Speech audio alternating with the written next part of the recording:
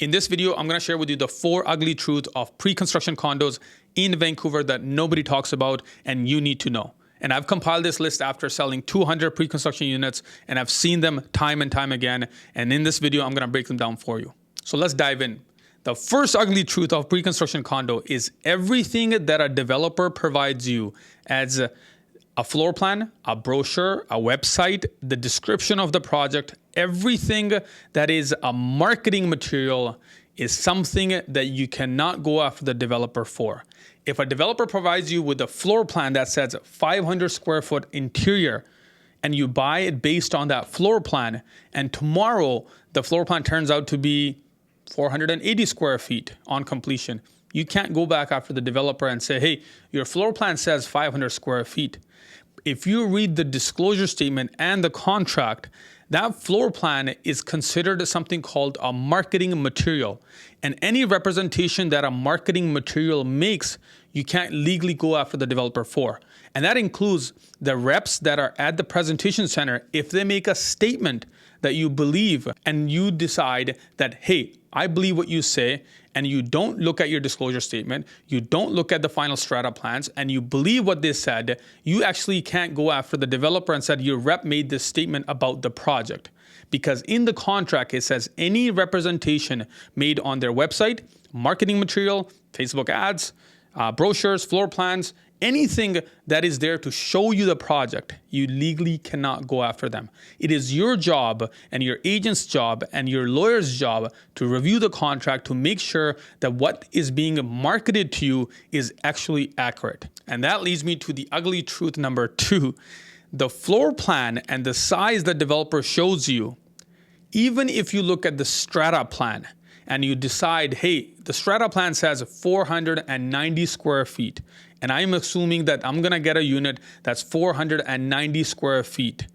And on completion, you get 470 square feet. You still can't go after the developer for that difference in size. Because in every pre-sale contract, there's something called a variation clause. Now, this can vary developer to developer and contract to contract. I've seen anywhere from 3% to 11% in size variation. If the developer's variation clause says 6% on a 500 square foot unit, the developer can actually deliver you a unit 6% smaller or less than 6% smaller and not have to compensate a dime for that difference. And vice versa. If you get a unit 6% bigger, the developer can't charge you for that difference. And this is something that a lot of people don't do enough due diligence on. Every time we get a contract, we look at the disclosure statement, the strata plan, and then we look at the variation clause and say, okay, guys, we're buying this 500 square foot unit. We understand that this can actually be 480 square feet or 520 square feet. So when we're paying that price, we're paying that price based on the variation difference. And this is very important to understand. A lot of people don't even measure their units on completion, but you want to make sure that you measure the units. And if there is a difference in size, you want to make sure that you go back and get compensation for the difference in size. There's a way to avoid this, and that is by reviewing the final strata plan.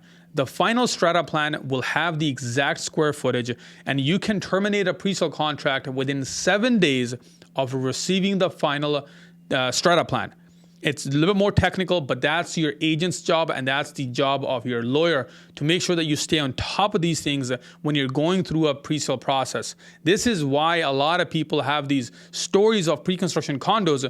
Oh, I got a smaller unit, or I got this difference. The thing is, you just haven't done your due diligence, and the agent you're working with doesn't know anything about pre-sales.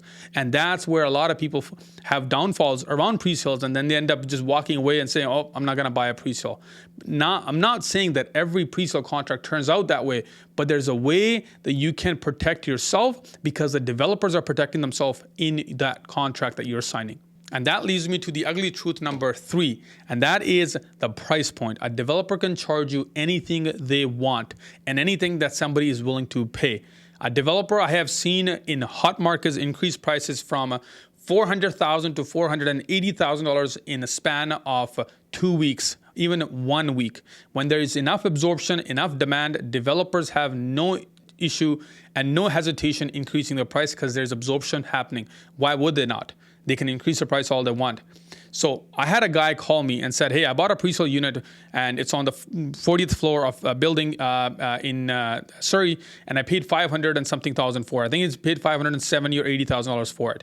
And I remember buying into the same building for our clients, and we paid $484,000 for the same unit, 4 level below. Now there's a $100,000 price difference or $90,000 price difference. And he goes to me and says, isn't that unethical? Well, technically, the developer can charge you whatever they want. They're selling a property to you, and if you're willing to pay $100,000 above what the market value is, so be it. You're committing to a purchase. That is where your job is, to do your due diligence to make sure that there's a fair market value for something and that you're willing to pay for it. Now, once you have committed to these prices, you can't just back out and say, oh, you need to do a price adjustment. No. Once the contract is firm, you've given your deposit, your price point is fixed. And now the other thing that you need to keep in mind when it comes to the price is the price that you're paying for pre-construction condos have to appraise on completion. If you pay a premium of 20% in comparison to the resale market, in 4 years completion time, that property better appreciate and appraise at the price that you paid in the future. Because if it doesn't, you're going to be coming up with a difference for what the bank thinks the property is worth and what you actually bought it for. That is what I'm telling you, is these are the ugly truths that nobody talks about. That is where an expert, somebody who knows what they're doing, comes into play and says, I'm going to go hire an agent anyways. I might as well hire somebody who knows what they're doing. It doesn't have to be me. I don't need you to call me and say, Uzair, help me. But I am telling you, there's people out there that have the expertise and they can help you properly. Don't go into any agent and say, hey, help me buy a presale. Because they don't know enough about presales. They don't even do deals enough in presales. I can tell you there's a project that would have one pricing today, and then 2 weeks from now, you'll have a totally different pricing structure. If an agent walks in 2 weeks later, that agent has no idea what the previous week looked like. But when we work presales day in, day out, we know exactly the project started. We know what room they have in price. We know what offerings they had 2 weeks ago. So that's why it's very important to work with somebody who's in the market day in, day out, and they have a specialty in something. If you called me and said, I'm looking for a commercial property, I'd be like, not my gig. I'm going to refer you to somebody who is going to be able to help you with this property because they're the experts at it. I don't need to do that extra deal in commercial, and it's not in your best interest. So you have to start looking at real estate transaction as an expert eye, as somebody who can actually help you with this. And that leads me to the ugly truth number 4, and that has to do with completions. Now, everybody talks about completions as, hey, the developer is delaying the project, or the construction is delayed by 6 months, a year. I want to tell you something. It's not about the delays. Don't worry about the delays. If the project is delayed, you're just longer in the market. And that's the whole point of having pre-construction, is holding a property without a mortgage for as long as possible. And the market appreciates over that time.